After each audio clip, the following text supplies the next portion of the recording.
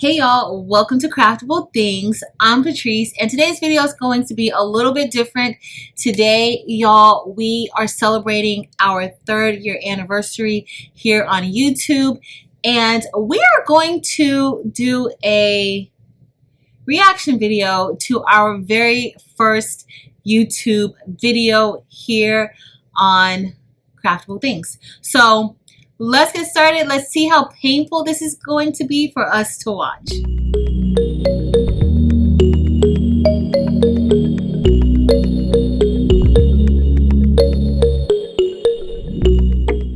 All right, let's see what this video is all about. This is a little scary, but we're going to get through it. So this was my very first video that I ever posted onto YouTube, and we were using tracing mats from the Dollar Tree.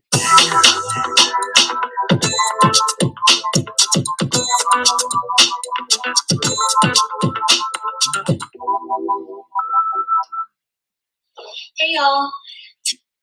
So y'all, I really thought that I was doing something with that intro, and look at this little tiny hey y'all that I gave on the first video. So I've been saying hey y'all since day one, because that's really how I greet people mostly. But y'all, that intro. Today we are going to be making a tracing mat, which can be used. I'm a teacher and I teach special education, but this can be used in lower grades. And so first of all, the one mistake that I already see that I made is that I was recording this in portrait mode, and I did learn eventually that I needed to record and landscape. So this is the very first time. I had no clue. And so if you are just starting out, or if you're looking to do YouTube videos, portrait mode is when your phone is recording like this. Landscape will provide you with a wide screen to cover the entire screen on YouTube. So you want to record in landscape like this, okay? So I didn't know that at first. I really wasn't recording for, to actually be on YouTube like this, but that's something if you're starting out for you to know. Now look at those chopping mats, y'all. Those are my blank template mats. So in a special education class. So the purpose of my mats in my class will be to have, I teach high school, so it will have the students' names along with their personal information, address, date of birth, and any other information like phone numbers that they may need. All right, so I was still long-winded. I was long-winded then, and I'm still long-winded now. But I just gave a lot of information that you probably did not need. So I am actually going to kind of go a little further. But the one thing that I did notice in this video that I like is that I gave the material list. Well, it wasn't a list, but I said exactly what I was going to be using at the very beginning. That's something that I might want to revisit. I didn't think that I was going to see anything here that I would want to revert back to, but that's something that I do want to make sure that I continue to do. And they should know. So today what you're going to need is you're going to need these chopping mats, chopping or cutting mats. I got these from the Dollar Tree. They were only $1. There's 2 in a pack. All right, so that was when Dollar Tree was still Dollar Tree, right? But let me go forward a little bit.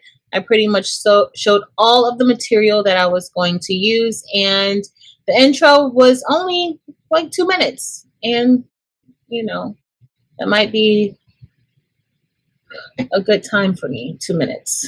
It may also be on the font. So you can find other fonts that you can use that has the lines for primary paper.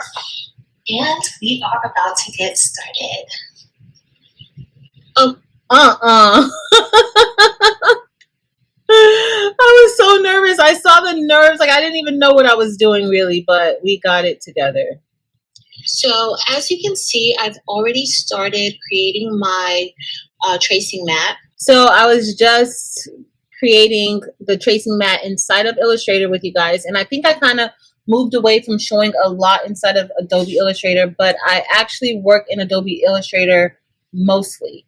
And I kind of stopped doing that so much because I felt like a lot of people did not use Adobe Illustrator, so I started trying to use programs that other people, or at least showcasing programs that, you know, would benefit more people. But I think I need to get back to showing more in Adobe Illustrator.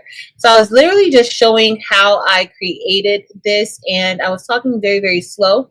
But what I do like is that this portion of me showing might have lasted a little over a minute. So that's not bad. 9. Or maybe it lasted longer. And then you will see that when we get back into Cricut Design Space. Okay? Okay.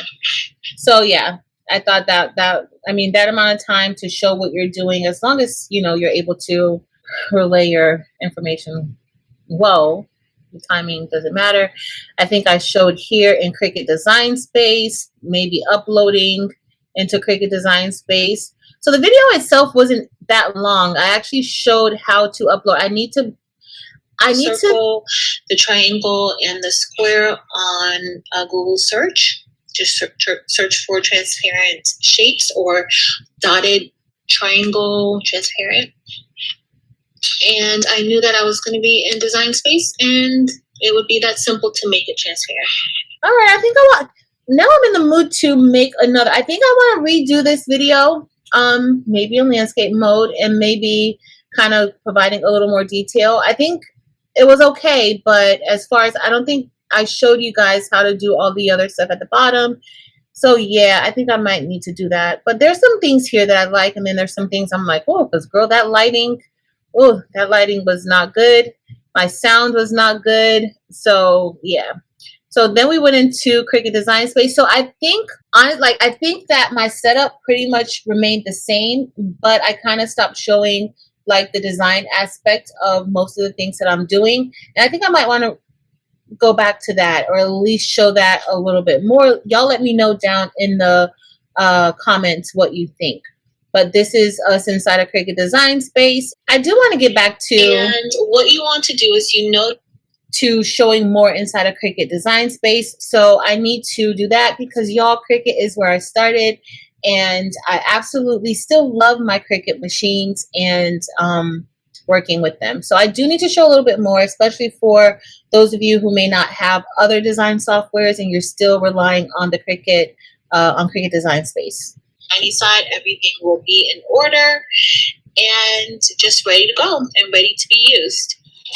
Okay, so before we start our Cricut machine, what we're going to do is, what type of setup did I have? Our cutting board. So here is the chopping mat that we're going to use. The rough side is what we want to have exposed so that our Cricut can cut it. So we're going to place the shiny side down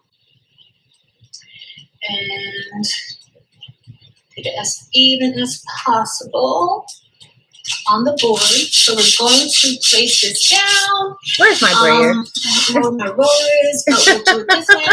In addition, I forgot to tell you that I will be using a little painter's tape to just tape some of the edges, because there's going to be a lot of cutting being done to get all of those tiny circles onto our cutting mat. Painter's tape has always been my favorite, and it's still my favorite, one of my favorite tools to have. All right, so I'm going to speed this up. Let's see what else we get. I'm just talking really, really slow in this video, being super, super cautious. Will be sufficient. Okay, and so we are going to send it through. Okay, I kind of recorded too much of this cutting, and you couldn't even see the machine, so you couldn't even tell what it was really doing. About an hour and 40 minutes. Oh, that's a long time. Cut it. There may be a better setting. However, I like the craft board setting and how it cuts. So use that one. So we are just going to unload our mat. These came out so good for me. I would give them to some of my students, especially since we're in the pandemic. At that time, I taught the special ed class, so this is perfect for them. Right there. All right, let's see what it looks like. Okay, so it came out. It was really, really good. So all you will have to do, or your students will have to do, is I have a dry erase marker right here. Put it right here, and they will Gave a be little able demo. to trace it. Now this particular font looks a little bit skinnier because I tried to fit more, but you can always adjust it however you prefer, and All right. you can trace it all over. Okay, and The camera angle was just horrible. It was just horrible. voila, it's all done. So That's remember a a few voila. things. Remember to mirror your image when you're getting ready to cut. Cut it on the rough side, place the shiny side down, and you will have a perfectly usable instructional tool that you can use. All right, I was quick with it then.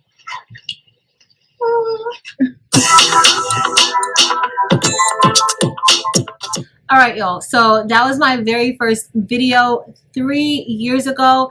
I do want to say thank you to all of you who have supported me. And when I look through those comments, I see some of you all who are still commenting on videos today. So thank you so much for being here. I really, truly appreciate all of the support, inspiration, and motivation. And honestly, all the different friends that I've made from across the world just by being on YouTube for 3 years. So thanks so much, y'all. But what do I think about my video? I think that it was amazing because I did something that I wouldn't typically do. And guess what? It turned out to be something that I absolutely love. So all of those small details, the lighting, the sound, the camera in the wrong position, all of that, it really doesn't matter because guess what? I started. And Delonda, I'm not starting over, but I'm talking about when I started 3 years ago. And so I would encourage anyone else, if there's something you want to do, maybe it's not YouTube, maybe it's something else. If it's something that you truly want to do and it seems scary, it's going to be okay. Just start. But thank you all so much for watching this video. I appreciate you all. Until next time.